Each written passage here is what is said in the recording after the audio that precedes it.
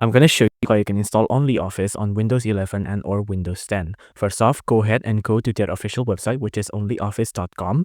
Now on onlyoffice.com, go to the download page here. And on the download page here, go to the desktop and mobile app section down here.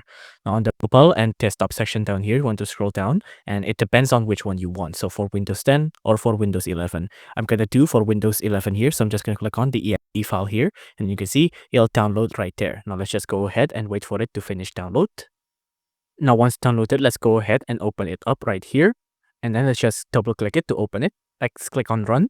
After that, again, just wait for it to load. Now click yes. Click on OK. This is what the setup wizard will look like. Click on next. Click on I accept the agreement. Click on next. Create an OnlyOffice desktop icon if you'd like. I'm just going to click on next.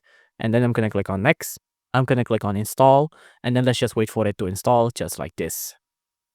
Once it's done installing, you can see just what it looks like. Now you can see, let's just go ahead and launch it to make sure it works. Just click on finish.